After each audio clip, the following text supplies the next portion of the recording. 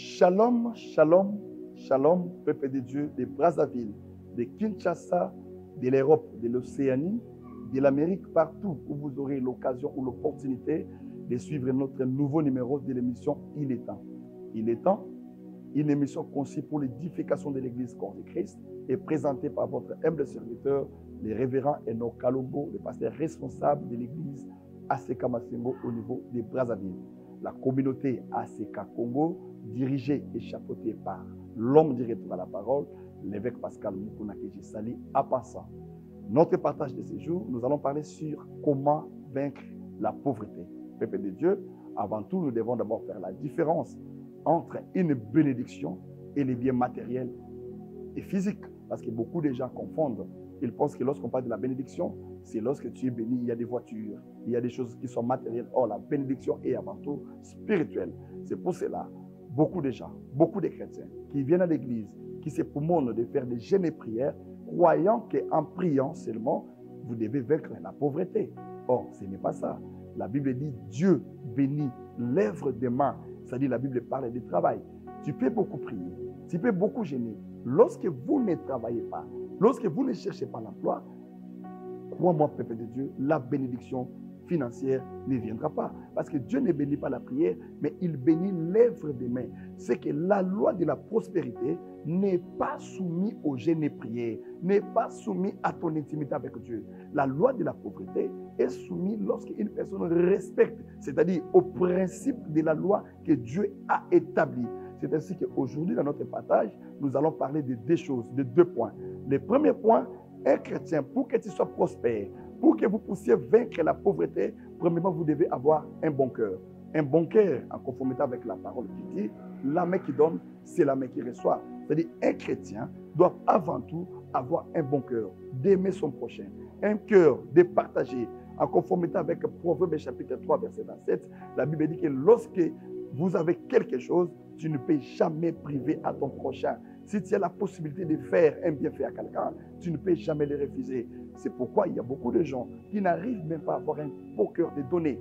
Or, la loi de la bénédiction est soumise lorsque vous donnez et vous devez maintenant recevoir. C'est-à-dire la main qui donne, c'est la main qui reçoit. Lorsque tu n'as pas un bon cœur, tu ne peux jamais accéder dans le domaine de la prospérité et tu ne peux jamais vaincre la pauvreté. Parce que la bénédiction d'une personne, la bénédiction d'un chrétien dépend de la manière dont il partage avec son entourage. Dieu a dit à Abraham, tu seras une source de bénédiction pour plusieurs. C'est-à-dire un chrétien est avant tout une source de bénédiction pour beaucoup de gens, pour plusieurs. Et lorsque ta vie n'est pas une source de bénédiction, tu ne partages pas avec les gens, la haine règne, il n'y a pas d'amour, n'espérez pas à la prospérité, n'espérez pas que vous devez vaincre la pauvreté. Peuple de Dieu, étant des chrétiens, à travers notre partage, nous voulons que quelqu'un qui nous suit, même si tu avais un mauvais cœur, même si tu ne partageais pas, à partir de ces messages, vous devez au moins apprendre à avoir un bon cœur, de partager. Même si tu avais un cœur qui refusait de donner par rapport aux lois de ta famille, par rapport au milieu où tu viens, le premier point, un chrétien, pour accéder à la prospérité et vaincre la pauvreté, tu dois d'abord avoir un bon cœur de partager avec ton entourage et être une source de bénédiction pour plusieurs. Le deuxième point, la pauvreté, la prospérité, pour évoluer, pour que vous soyez prospère, pour que vous puissiez vaincre la pauvreté, la loi de la pauvreté, la loi de la prospérité est soumise au principe des lois de Dieu, en conformité avec Malachie, chapitre 3, verset 7 à 12. Vous verrez, la Bible dit, vous êtes frappés par la malédiction parce que vous me trompez par les dîmes et les offrandes. Lorsque un chrétien n'arrive pas à respecter les principes de Dieu, en ce qui concerne les dîmes, en ce qui concerne les offrandes, automatiquement, il ne peut jamais, peu importe sa prière, peu importe sa manière de gêner, il ne peut jamais accéder dans la prospérité, dans une bénédiction en abondance. Mais bien aimé dans le Seigneur, c'est pourquoi un chrétien, j'enseigne, je prêche, c'est là qui prient, les enfants de Dieu, c'est là qui ont la sémence de Dieu, de leur Père. Bien aimé dans le Seigneur, le respect des principes de Dieu, en commençant par la dîme, les offrandes, en conformité avec Malachie qui dit, vous êtes frappés par la malédiction, analysons ensemble. Lorsqu'une personne est frappée par la malédiction de Dieu, lui-même, qui est ce pasteur ou qui est cet homme de Dieu qui peut enlever cette malédiction venant de Dieu? Peuple de Dieu, vous devez respecter. La dîme n'est pas seulement payée, mais nous devons respecter soigneusement la dîme parce qu'il y a une malédiction qui est cachée derrière. Et lorsque quelqu'un prie, doit être enseigné à propos de cela. En ce qui concerne les offrandes, la Bible dit que nous sommes frappés par la malédiction. C'est que notre manière de donner aussi à Dieu, cela reflète et détermine notre manière que Dieu devait nous bénir. Donc, un chrétien doit respecter pour être prospère, pour accéder à la richesse, pour accéder à la prospérité. Il doit aussi nécessairement respecter les principes de la dîme, de l'offrande, de l'action de grâce. Et lorsque Dieu te protège toute la journée, pendant un mois, pendant des années, tu as rencontré un problème difficile. C'est ainsi que la Bible parle des actions de grâce.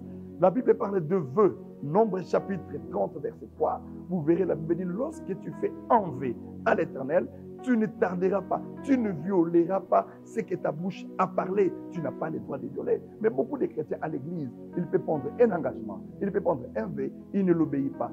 Voilà où mènent les obstacles à notre bénédiction. Peuple de Dieu, à travers ces passages, j'aimerais que vous puissiez comprendre que la loi de la prospérité, la loi de la bénédiction financière et matérielle n'est pas soumise au jeûne et prière, mais au respect des principes des lois de Dieu. Je te donne un exemple d'Anne dans un Samuel. Tu verras, Anne avait beaucoup prié. La Bible dit, son mari, Elkana, lui donnait les doubles portions de l'offrande. Mais malgré cela, elle donnait les offrandes à l'église.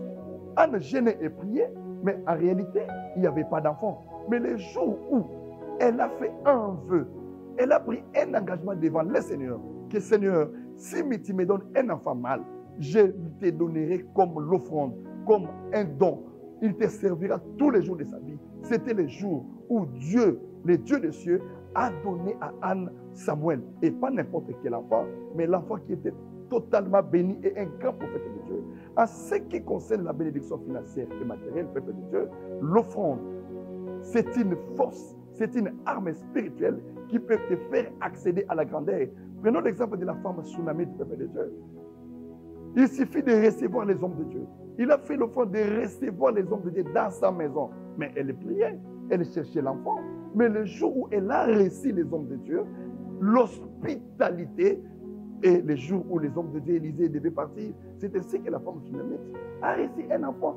On a déclaré, que devons-nous donner à cette femme avec le bienfait que cette femme a fait? C'est ainsi qu'on a compris que dans cette maison, il n'y avait pas d'enfant. Élisée a dit à la femme, je reviendrai à cette même époque, et toi là, tu seras et tu auras un enfant. Peuple de Dieu, à travers ces passages, nous voulons te faire comprendre que la loi pour accéder à la bénédiction, pour accéder à la prospérité, peuple de Dieu, pour vaincre la pauvreté, nous devons premièrement avoir un bon cœur de partager. Deuxièmement, respecter les principes de Dieu, même si c'était les lois de la famille, mais le principe de Dieu est sacré. Peuple de Dieu, respectons le principe de Dieu. À travers ces partages, que le Dieu que nous servons puisse nous amener à comprendre la parole de Dieu. Et lorsque quelqu'un n'est pas obéissant, la Bible dit que l'obéissance vaut mieux que les sacrifices. Voilà au moins les partages que nous devons partager à ce jour, peuple de Dieu. Toi qui me suis, là où tu es, s'il vous plaît, nous pouvons prendre même 30 secondes pour la prière. Tu peux prendre ta main droite, tu mets dans ton cœur et nous allons faire une petite prière pour cette petite exhortation. Fermons les yeux là où tu es, nous prions. Seigneur, le Dieu des armées, nous avons partagé sur comment vaincre la pauvreté. Ma prière de ce jour est que tu puisses bénir quelqu'un qui a eu l'occasion de nous suivre à ce jour. Que tu nous donnes le cœur de partager, le cœur d'obéir à ta parole, car l'obéissance vaut mieux que les sacrifices. Laisse que le Saint-Esprit nous accompagne à travers ces messages, à travers ces partages, que ton peuple soit parfaitement béni au nom de Jésus. Amen. Que l'Éternel, le Dieu de l'évêque Pascal Moukouna, nous bénir. Toi qui as eu l'occasion de nous suivre à ce jour, veuillez vous abonner dans notre chaîne YouTube Dimension TV et notre page Facebook Aseka Masengo. Que l'Éternel, le Dieu de notre patriarche de la foi, l'évêque Pascal Moukouna, vous bénisse. Et Dieu bénisse tous les enfants de l'église Aseka Masengo au niveau de Brazzaville. Que Dieu bénisse aussi mon réalisateur d'éveil. Que Yahweh Sabaoth vous bénisse au nom de Jésus. Amen.